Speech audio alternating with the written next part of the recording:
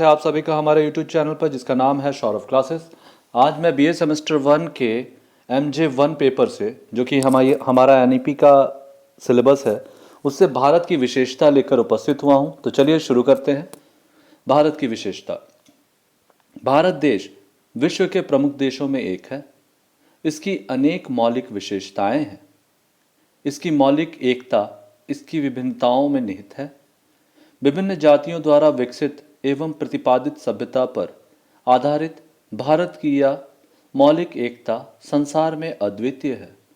प्रेम और शांतिपूर्ण सह अस्तित्व पर यहाँ की एकता बनी है।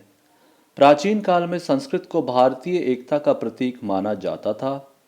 भौगोलिक विभिन्नताओं के बावजूद भारतवर्ष एक देश है। प्रकृति ने इसकी भौगोलिक इकाई को इस दृढ़ता से बनाया है कि यह देश के आंतरिक विभाजनों को अच्छी तरह ढक देती है। हिमालय से लेकर समुद्र तक विस्तृत सहस्त्र योजन भूमि को एक ही सार्वभौम सम्राट का राज्य होने योग्य कहा गया है।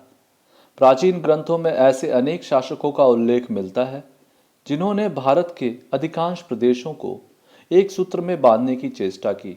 कौटिल्य के अनुसार भारतवर्ष सागर से घिरा हुआ नौवा द्वीप है। यह द्वीप कुमारी अंतरीप से आरंभ होकर दक्षिण से उत्तर तक विस्तृत है। वस्तुतः भारत की मौलिक एकता इसके सांस्कृतिक जीवन से व्यक्त होती है। भारतीय संस्कृति की कहानी एकता, समाधानों के समन्वय एवं प्राचीन परंपराओं के पूर्ण सहयोग की उन्नति की कहानी है।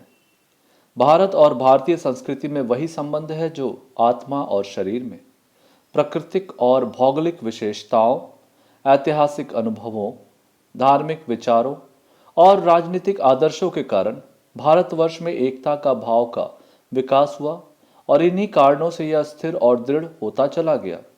भारतीय इतिहास की सर्वश्रेष्ठ विशेषता विविधता में एकता है। इसकी बनावट ही इसकी विविधता में एकता लाती है। भारतीय वाङ्मय में भारत के विभिन्न स्थानों का महत्व बताया गया है। संस्कृति की जो मौलिक एकता है उसकी छाप प्रत्येक भारतीय पर मिलती है। साहित्यिक और धार्मिक कृतियों ने युग युगांतरों में इस सब एकता के भाव को दृढ़ किया। इनमें मातृभूमि के मूर्त रूप की कल्पना करके इसकी उपासना का विधान किया है। इस मूर्त रूप में 7 पवित्र नदियां गंगा, यमुना, गोदावरी, सरस्वती, नर्मदा, सिंधु और कावेरी, 7 पवित्र नगर अयोध्या, मथुरा, हरिद्वार, काशी, द्वारका, 7 पवित्र पर्वत मातृभूमि की रीढ़ और पसलियों के समान हैं। 7 पवित्र पर्वत सुदूर दक्षिण के मलय पर्वत से उत्तर के विंध्य और अरावली तक फैले हुए हैं, जो मातृभूमि के चित्र को साकार करते हैं। विभिन्न संस्कृतियों से बनी भारतीय संस्कृति की एकता प्राचीन काल से आज तक अक्षुण्ण है। भारत का जटिल जातीय विधान विश्व प्रमुख जातियों के सम्मिश्रण से बना है। इन जातियों को हम मुख्य रूप से 4 भागों में बांट सकते हैं: आर्य जाति, द्रविड़ जाति, पहाड़ी जाति तथा मंगोल जाति। आर्य जाति के लोग लंबे, गौरे और चौड़े ललाट वाले होते थे और भारत के विभिन्न प्रदेशों में पाए जाते हैं। दक्षिण भारत में द्रविड़ जाति के लोगों की प्रधानता है। कुछ लोग द्रविड़ को ही भारत की आदिवासी मानते हैं। इनका रंग काला, कद नाटा और नाक चपटी होती है। पहाड़ी जाति पहाड़ की तलहटी और जंगलों में रहती है। इनकी नाक चौड़ी और चपटी होती है। मंगोल जाति के लोग पीले रंग के होते हैं। ये लोग हिमालय के आसपास निवास करते हैं। इसके अलावा हूण, यवन, शक, पहलव आदि जातियां भी प्राचीन भारत में रहती थीं। ये लोग भारत के निवासियों में इतना घुल मिल गए कि भारत की विभिन्न जातियों में पूर्णतः विलीन हो गए और इनका अपना अस्तित्व समाप्त हो गया। इन जातियों ने अपने देनों से भारतीय संस्कृति को संपन्न किया। भारत में 179 भाषाएं हैं 179 भाषाएं हैं और 545 बोलियां हैं, परंतु संस्कृति और साहित्य की दृष्टि से महत्वपूर्ण भाषाओं की संख्या लगभग 17 है, जिनमें तेलुगु, तमिल, कन्नड़ और मलयालम द्रविड़ परिवार की भाषाएं हैं। आर्य भाषाओं में हिंदी, गुजराती, सिंधी, कश्मीरी, मैथिली, असमिया, उड़िया और बांग्ला प्रमुख है। अति प्राचीन काल में आर्य और द्रविड़ भाषाओं के बोलने वाले लोग अलग अलग वर्ण के लोग थे। इनके रंग रूप में भी भेद था। आर्य और द्रविड़ भाषाओं के मूल वंशों में परस्पर मिश्रण भी अधिक हुआ है। बहुत सी निषाद और तिब्बती चीनी परिवार की आदिम जातीय बोलियां भी पाई जाती हैं, जिनमें मुंडा प्रमुख हैं। इस प्रकार स्पष्ट है कि भाषा में भी पर्याप्त विभिन्नता है। प्रत्येक भाषा में अन्य भाषा के शब्द प्रचुर मात्रा में मिलते हैं। जाति और भाषा की तरह भारत के अनेकोनेक धर्म भी विद्यमान हैं।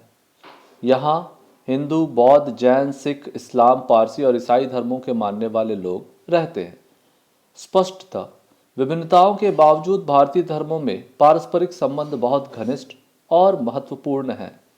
इस्लाम और ईसाई धर्म भारतीय धर्मों से भिन्न हैं। फिर भी भारत विश्व के प्रमुख धर्मों हिंदू, इस्लाम, बौद्ध, जैन और ईसाई धर्मों का केंद्र बन गया है। ईसाई धर्म और इस्लाम धर्म का प्रसार भी भारत में बहुत पहले हो चुका था। प्राचीन काल में हिंदू धर्म की सबसे जबरदस्त विशेषता यह थी कि यह विदेशी तत्वों को आत्मसात करने की क्षमता रखता था, और यही कारण है कि इस धर्म के अंतर्गत बहुत सारे संप्रदाय इसमें समा गए। भारत में जितने धार्मिक आंदोलन हुए, उनके मूल उद्देश्य थे उन दोषों का निवारण करना जो विभिन्न काल में हिंदू धर्म में उत्पन्न हुए। भारतीय धर्म और धार्मिक विचारों का प्रभाव देश के बाहर भी पड़ा, और इसके कारण विश्व की प्राचीन सांस्कृतिक इतिहास बहुत हद तक प्रभावित हुआ। संस्कृति की सदा विजयी होती है, शक्ति नहीं। वेदों में कहा गया है, मां मां प्राप्त प्रतीचिका। भारत ज्ञान को लेकर विश्वव्यापी प्रकृति के अटल नियमों की ओर अग्रसर हुआ। विश्व कल्याण ही प्राचीन भारत में भारत का ध्येय रहा है। वसुधैव कुटुंबकम का आदर्श सदा से ही यहाँ रहा है। धर्म, विचार और साहित्य के सिलसिले में विश्व भारत का बहुत अंश तक ऋणी है। पेरिपल्स ऑफ द एरिथ्रियन सी के अध्ययन से स्पष्ट हो जाता है कि मिस्र, अरब और रोम के साथ भारत का घनिष्ठ संपर्क था। ऋग्वेद ही संसार की सर्वप्रथम रचना है। उपनिषद अपने आप में अद्वितीय है। पंचतंत्र एक विश्वविख्यात रचना है। जातक कथाएं भी विश्व प्रसिद्ध है। चीनी विश्वकोश में बहुतेरी भाषाएं भारतीय कथाओं का उल्लेख है। अश्वघोष के बुद्ध चरित का भी अनुवाद चीनी भाषा में हुआ था। जावा आदि भारतीय उपनिवेशों में वाणिज्य के साथ साथ वहाँ की संस्कृति का भी प्रचार हुआ। वहाँ की कला भारतीय कला है जो अब भी सुरक्षित है। वाल्मीकि रामायण की एक एक पंक्ति मूर्ति रूप में मंदिरों की दीवारों में उत्कीर्ण है।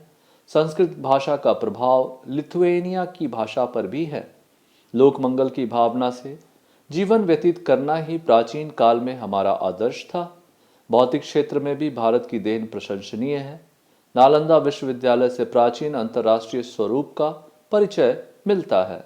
अंततः हम इसका निष्कर्ष देखते हैं। इस प्रकार उपरोक्त अध्ययनों से यह स्पष्ट प्रमाणित होता है कि भारत का प्राचीन काल से ही वैश्विक महत्व रहा है। इसकी एकता, भाषा, धर्म, साहित्य एवं संस्कृति अद्वितीय मानी जाती है। इसमें सहिष्णुता एवं धर्मों को आत्मसात करने की अद्भुत क्षमता है। यह विश्व कल्याण, वसुधैव कुटुंबकम एवं साधुवाद के आदर्शों पर चलता रहा है। यही इसकी विशेषता एवं अलौकिकता है। तो आज के लिए इतना ही।